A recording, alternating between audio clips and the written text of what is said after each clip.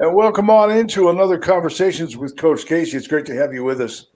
Been getting some real nice feedback on some of the previous conversations we've had, including one with Lee Durley, most recently with Steve Vagnini. And I got to give a shout out to a couple of loyal listeners out there. New ones, Julius and Tony. Both are guys that have been helping me out great. And longtime friends Tony Minerva and Lolita McGovern been very loyal, and as well as Chuck Brewer. So it's just great to have the community building courtesy of Destination 831. Kevin, great to see you today. How you doing, friend? Good. And most excited to be getting out there with our buddy Michael Royster, who's the front man for Johnny Tsunami and the Shoulder Hoppers.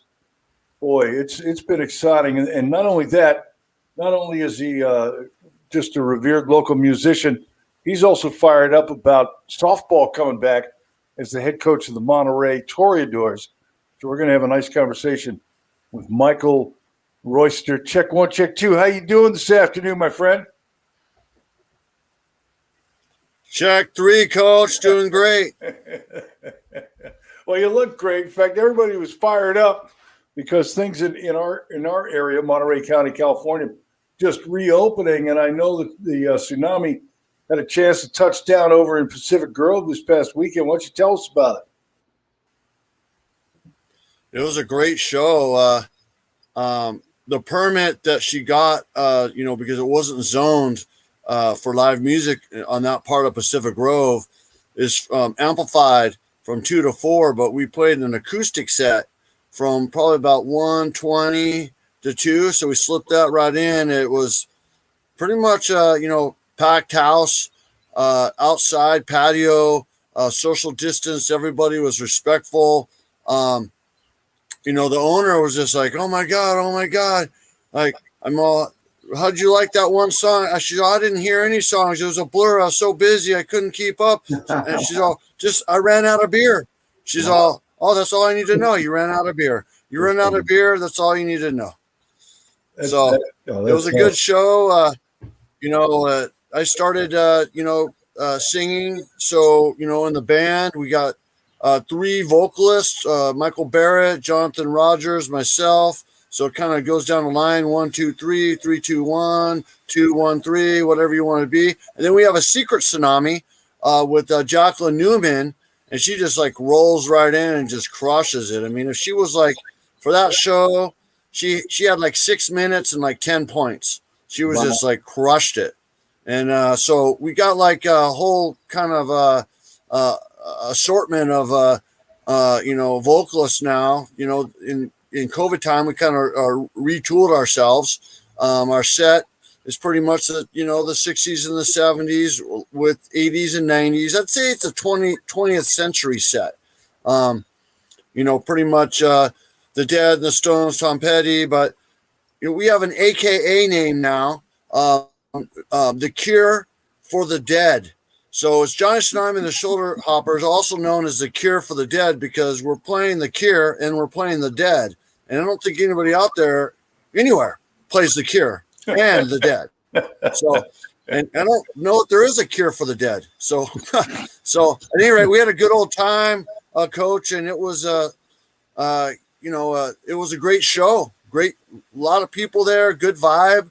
And she's going to be trying to do music there, once a week. We'll be back there next month. We'll probably be, I don't have a date yet, but, we'll probably play there once a month. But it's a beautiful location. She's done a great job with the venue, and it's completely chill. A Sunday afternoon is perfect. Throw a little rock and roll in. Yeah. People brought lawn chairs. So there's your summary. That's great. Again, that's Lucy's over there in Pacific Grove. Perfect. Yeah, Lucy's on Lighthouse. You leave downtown Pacific Grove and you continue up Lighthouse. You cross 17-mile drive, and then you just keep on going Lighthouse, and you'll see it on the right, but kind of by the Monarch Inn. If you got to the cemetery, you've gone too far. So that's what I always say, Michael, in life anyway. So that's good advice. So that was great, man. Here's getting back to that gig. I want to know what were some of the thoughts that went into the opening song. What was the opening song you had? And did you guys ever have any worries or apprehensions before taking the stage after being off for over a year?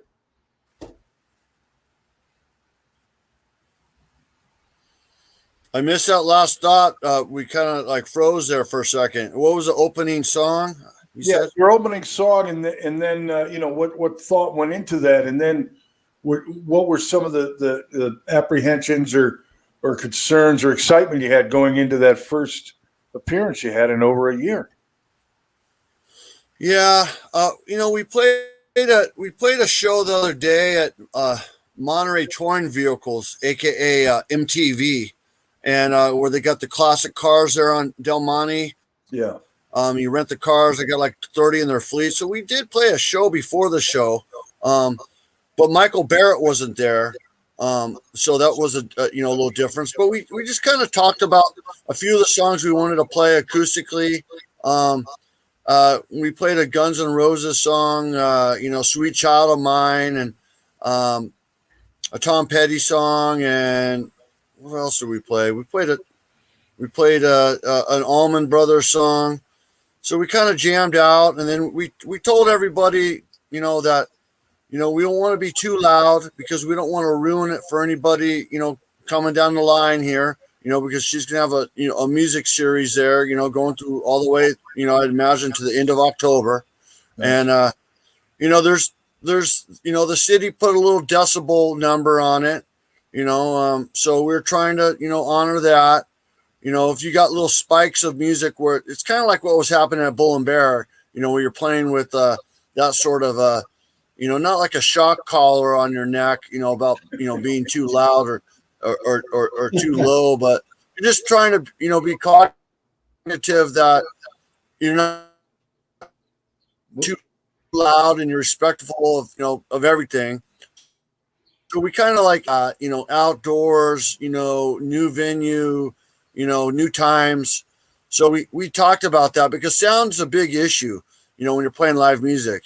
Every place you play is different. Every day is different. Every song that you played before comes out different, depending if you got a wood roof or glass windows or outside or, anything like that. Yeah, the Bull and Bear. I know, Don. I know that's, RIP. But, we talked about stuff like that, Coach, just to make it so it all works for everybody. So that's the kind of the angle we went with. We have a more than enough songs, so it's just kind of like, again, playing to the moment. We don't have a set list on the ground that, after number song 3 comes number 4, and then after 4 comes 5. We don't do it that way. No. I have a question, guys. So I'm wondering, and just in generalizing, I'm wondering what the vibe was when you guys got to playing outside, and were people actually there? Were people complaining, or were they all right with it? And how do you think the social distancing protocol was while it was happening? Well, in the social distanced outside scenario is if you get up and you go inside to, get some food or if a server comes to you or you go in to get a beer, you're going to put your mask on for respect out of everybody. But once you're sitting down in your, location, some people wore masks. I'd say probably, I don't know. I mean, I'll just throw a number, maybe 1 in 10, 2 out of 10, because it's the same thing as if you went to the Dust Bowl or if you went anywhere, you can't eat and drink with a mask on. Right. You know what I'm saying? And if you're afraid of everything, just, stay home. You know what I'm saying? It's this is the way it is. It's like at one point we're going to have to move on with this life, and hopefully everybody that's taking care of themselves, And we I'm not trying to get into a COVID conversation. Oh, we just lost that's okay. Coach. We're good. Keep going, brother. But at the end of the day, the vibe was a really excited vibe. But at the same time, everybody was, respectful, like I said, and, all I saw was smiles and cheers. And I mean, at one point it was like maybe almost a standing ovation was about to pop up, There was like a couple moments like that where it was like, like a, pick six, 60-yard TD return, and everybody's going crazy. There was a couple of moments like that, but it was a good time, and that's another venue that's going to be supporting live music. Yeah, I'm super stoked about the live music and what's going on right now. I do want people to be very, very safe at what they're doing, but I literally can't wait, man. I can't wait to Casey's back. I can't wait to, get some music or do some things or, just try. I don't want nobody to get sick though, brother. I'm very worried about that. But I have some ideas for a couple of projects and stuff that we can do with the social distancing protocol.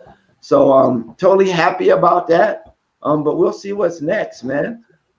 So we're here to support the community and of course you. So we're creatively getting back out there now. So you'll see a lot more of us like you used to all the time, but we're just going to be everywhere, Facebook, YouTube, the group page, Spotify. We're getting ready to go bananas right now.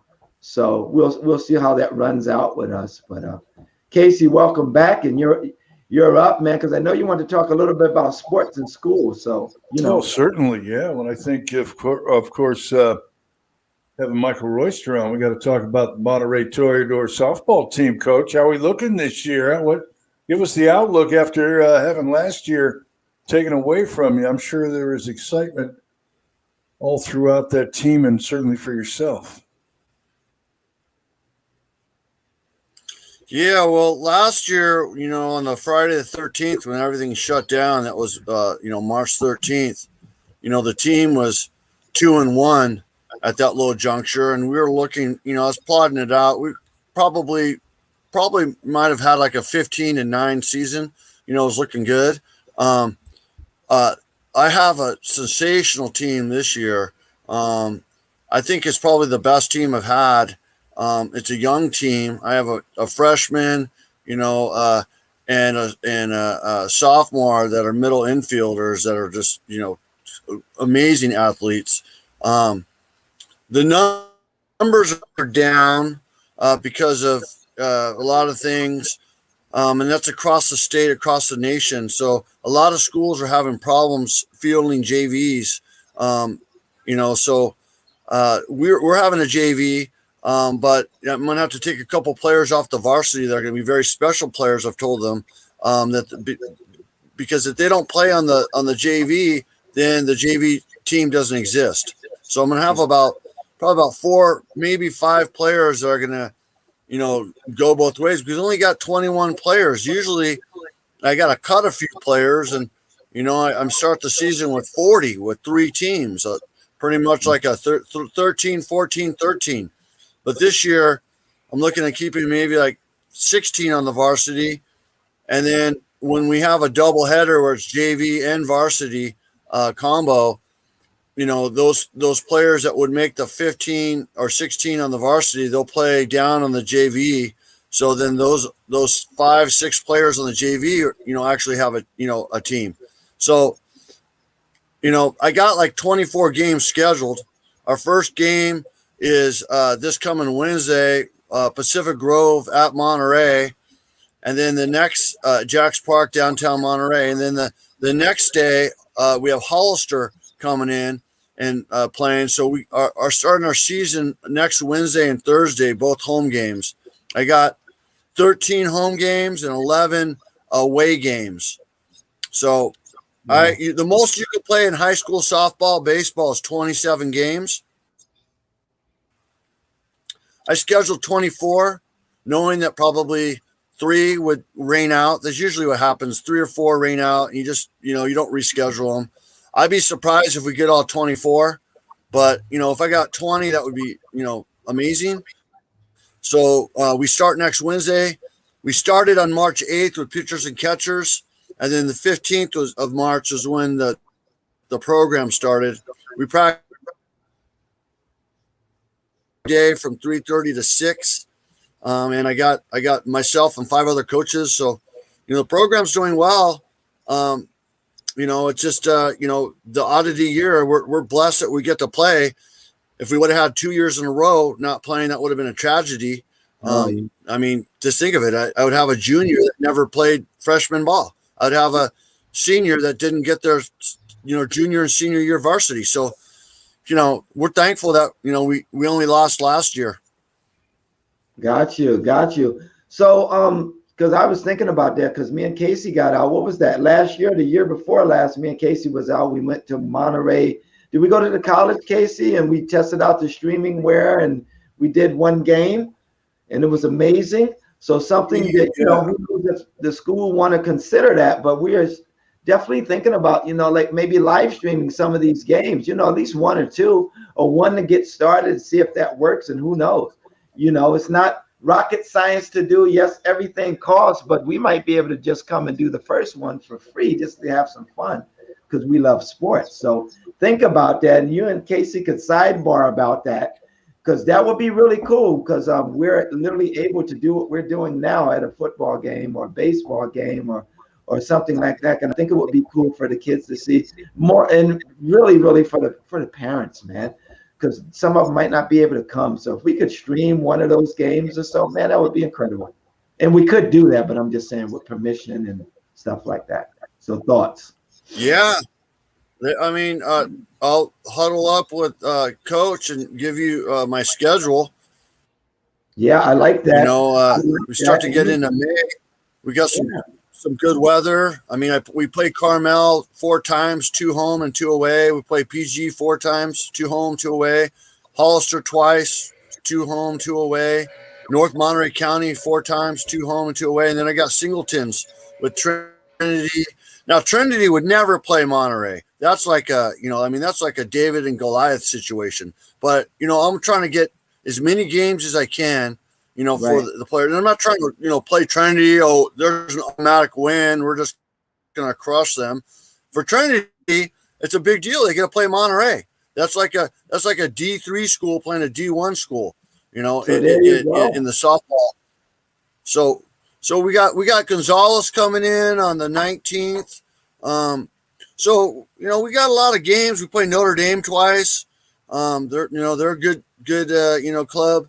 But I'll give Casey the schedule. We'll huddle up for a man soda somewhere. We'll figure it out. And here maybe the next week. Yeah, and figure out which one that you think is one of the important ones that you would like to do, being that we, of course, can't be at every one. But if you pick one that you're feeling that's really good, and we have enough lead time, it's a great possibility. So I just wanted to put that out there really quick before we ended our thing. Casey, sir, I'm sorry. Yeah, I'm thinking for that time, but Casey is the sportsman. I'm not really, so I'll let him take over for there. I just want to throw that out there. No, that's terrific, man. It'd be a lot of fun. You and I had a chance to do the Battle of the Bay, Monterey Seaside football. Pardon me, I think that was 2019, and that was a lot of fun. Yeah. And the kid, in fact, that video we did has been out there. It's got almost over 3,000 views so far. Yeah, so, it's just a neat keepsake. The kids play and all that stuff. That'd be great too. Coming on up, what are some of the other? You mentioned the numbers game that you faced, Michael, this season. Trying to decide between the varsity JV players and juggling that. What will be some of the other concerns, issues, adjustments that you'll need to make during these times during this season? Yeah, the question is the JV. That's the hardest one because if this girl dislocates their shoulder, or this girl has a sprained ankle, or this person gets sick, you got all these normal variables that can wear and tear on a team, but when you don't have that many players, it just becomes that much more paramount, for the program. So I'm not worried about the varsity at all. It's the JV, and I got like 5 or 6 girls that are there every day. And the JV, I have 10 games for them. We play Seaside. Seaside does not have a JV. Marina's not even playing. PG does not have a JV. Gonzalez doesn't have a JV. North Monterey County is not doing JV. The whole Salinas Union High School District, they're only doing their own league by themselves. So North Salinas, Everett Alvarez, Alisal, the new school San Juan, Salinas High School, they're only doing their own league, and they're not doing they're just playing themselves. Their school district made that decision. We're not playing schools in the county. We're just going to do our own little thing, which is a shock to all their coaches and everything. But they're also not even doing a JV. So, there's some freshmen and sophomore at Salinas High School that might not be able to play unless they're, exceptional players, because you got the juniors and the seniors. So the JV is really where the worry's at. I talked to the coach at Carmel the other day. They got the same, issue to be able to do the JV. And I'll give you an example. If we got 21 players, I could go 12-9 on the JV. Everybody's playing. There's no subs. Somebody gets hurt, you only got 9. You got nobody off the bench. Probably be better to go 11-10 and have 11 on the varsity, 10 on the JV. Have one player available on the JV, on the bench that would come in. That would probably be, a better situation. But to make that happen, I got 4 players that are going to make the varsity would have to play in the JV just to make it so they got 9 or 10. Wow. So it's kind of like a balancing act, and it's a phenomenon that's happening everywhere. Kids not being on campus. I don't have the December conversation where my captains come in and they basically run a meeting for new players and freshmen. I lost, maybe 5 or 6, 7 freshmen, that don't know. All the emails are coming out, mass amount of emails from the school, and they just forget about it. It's just too many emails. Oh, just another email from the school. And then you're kind of lost in translation and communication because there's too many emails, because the whole thing is a distance learning model, which gets OD'd on technology. And everybody just kind of there's good things to it and there's bad things to it. Bad things is it's just overstimuli of emails. So the communication piece, of lost players. Then basketball is playing right now during softball. They're normally a winter sport. They're trying to do that. I got 4 or 5 girls that would play softball, but they want to do basketball. Okay, so you lose a few of those players. Then you got a few players that that they can't come because they're sickly girls. They get sick all the time, and the COVID, and it's like you got that scenario where they're just players that that their families are not comfortable with them playing softball or any sport. So you got a trifecta of reasons why the numbers are down.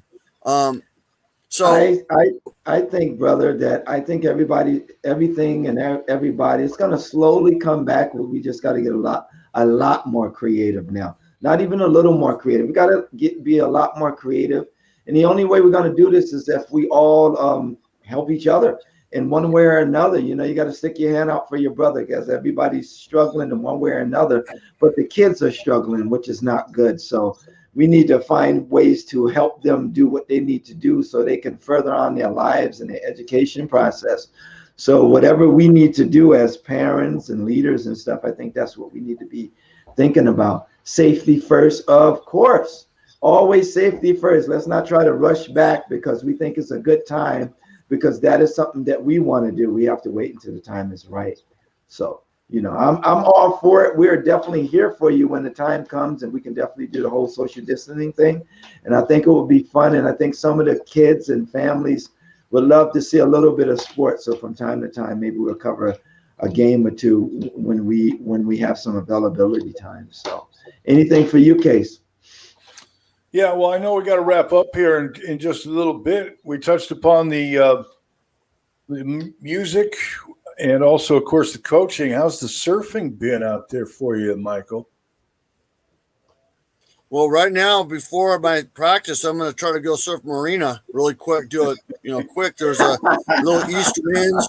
There's a little swell in the water. It's Santa Ana's right now. Yeah, it's a total shaka zone. Board short scenarios. Outside. But this springtime time of the year is when the winter swells start to subside, and you get the northwest winds, and which brew up the wind swell, and basically you got some days up there in Santa Cruz that a long distance swell comes in, and Carmel Beach does really well, on the wind swells. And, as we go into spring deeper, it's going into fall deeper in the southern hemisphere. And as soon as we get to summer, the southern hemisphere swells start to hit. And that's, basically the Pacific Ocean's got, waves year round. The best waves in the whole world actually is in Mexico, because they're halfway in the middle of the Pacific, and with the Coriolis effect, you got the Earth spinning from east to west. So the swells go from east to west. So, during our wintertime, we get the swells coming from Alaska, and they're coming from the northwest, between pretty much Alaska and Japan. That's the angle that it comes in. And you get some, Japanese typhoons coming in from, the west. But coming up, we're going to start to get the southern hemispheres that come, diagonally across the whole ocean from New Zealand and come from that direction. So there's always something to look forward to, in the surfing world. There's always a new day. There's always tomorrow. Surfers don't generally, commit suicide because they'll miss the next swell. Because there's always going to be another. So you got to live for tomorrow. Whatever today is, there's always tomorrow. Tell you what, man, you might have missed your call between softball, rock and roll. It sounds like you are a surfing correspondent. That's crazy. Don Grant wanting to know, when are you guys going to be playing next? When and where? Do you know that? There's softball or the tsunamis. Well, I guess let's start with the tsunamis. You mentioned, let me get this straight. Your opening game is a week from today, is it not? Wednesday? Correct. Pacific Grove at home. When is the next time the tsunamis are going to take the stage, Michael? Well, we're looking at doing a parking lot birthday bash for Mr. Kevin Padilla, aka Yeti, at the Seaside Sportsman's on April 10th. You're hearing it right now in the parking lot. The whole parking lot, turns into a venue. And we're looking at like Morisco's having street tacos and doing a show possibly with Tony Miles.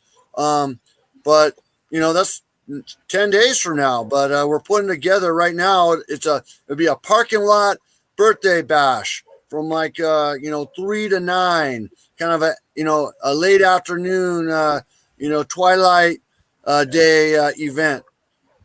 And again, this is at a place called, what is it? The Sportsman Inn? What is it? Yeah, the Seaside Sportsman's in Seaside, beautiful on the side of the sea, California, in their parking lot. So again, outside venue, looking after all the people that, there are places that are doing music inside, like the whaling stations, sit down and eat dinner. It's already starting to activate. Slides isn't there yet, but the outside event is a happy medium for everybody. And so, they met the other day with the city of Seaside and the county. As long as everything is, PC, it looks like we're going to roll out a parking lot birthday bash. I can't wait. That's going to be awesome. That's coming up. That'll be on the 10th. That's going to be a Saturday. Kind of a Yeti fest for the birthday of one of the coolest dudes I know, Kevin Padilla, one of the coolest cats I've gotten to know and just respect. And I'm so glad we had a chance to chat. I can't wait to see you, Michael Royster. Thanks so much for being on the program. I wish you the very best of luck with the season and continue in the rock and roll comeback as we get it going, man. Checking one, checking two. It's great to check in with you right here with Conversations. Check one, check two, Coach. Kevin. All right, guys. Likewise. I had a ball. Michael, give us 2 seconds. I'm going to close this broadcast down, and then we'll go from there. Close it out, baby. We're close.